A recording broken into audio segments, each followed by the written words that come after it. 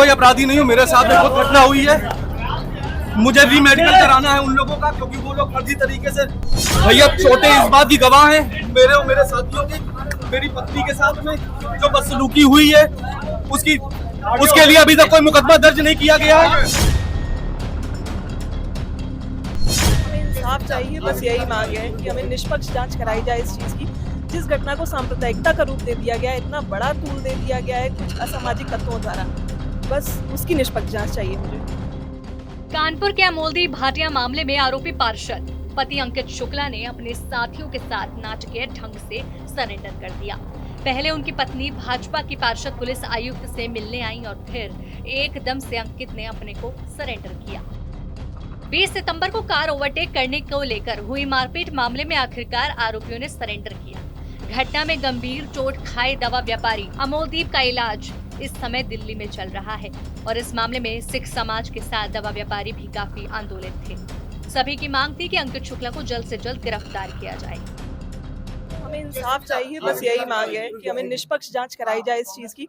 जिस घटना को सांप्रदायिकता का रूप दे दिया गया है, इतना बड़ा तूल दे दिया गया है कुछ असामाजिक तत्वों द्वारा, बस उसकी निष्पक्ष जांच चाहिए मुझे। भैया रात में हम सब लोग एक कार्यक्रम से होकर आ रहे थे, तभी इनकी गाड़ी बहुत तेजी से हमारी गाड़ी को ओवरटेक करके आगे आई थी और इतनी बुरी तरीके से हमारी गाड़ी के आगे लहरा रहे थे जिससे हम सभी बहुत ज्यादा डर गए थे।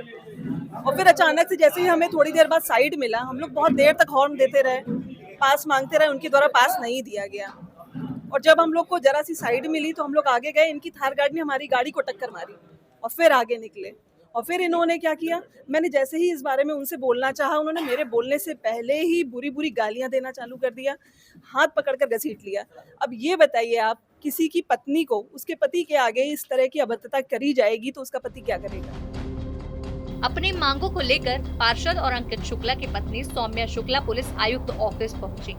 टीवी 9 से बात करते हुए उन्होंने कहा कि मेरे पति अपराधी नहीं है, घटना के समय दोनों की गलती थी। उनका आरोप था कि अमोलदीप ने उनके साथ बदतमीजी की, जिसकी वजह से अंकित ने अपने पति धर्म को निभाते हुए उनकी रक्षा की। मैं कोई अपराधी नहीं हूँ, मेरे साथ में खुद घटना हुई है। मुझे री मेडिकल कराना है उन लोगों का, क्योंकि वो लोग फर्जी तरीके से अपना मेडिकल भैया छोटे इस बात की गवाह हैं, मेरे और मेरे साथियों की, मेरी पत्नी के साथ में जो बदसलूकी हुई है उसके लिए अभी तक कोई मुकदमा दर्ज नहीं किया गया है। सौम्या अपनी बात पुलिस उपायुक्त से रखी रही थी कि अचानक अंकित शुक्ला अपने साथियों के साथ पुलिस आयुक्त कार्यालय पहुंचे और सरेंडर कर दिया। टीवी 9 से अंकित शुक्ला ने कहा कि वो कोई अपराधी नहीं है और पूरे मामले की निष्पक्ष जांच कराई जाए। पूरे न्याय की हमें उम्मीद है। हम लोग चाहते हैं पूरे प्रकरण की निष्पक्ष जांच हो और एक मेडिकल बोर्ड का गठन हो, 5 सदस्यीय मेडिकल बोर्ड का गठन हो, जिसमें जो उनके द्वारा जिस तरह का आरोप लगाए जा रहे हैं उसकी जांच कराई जाए।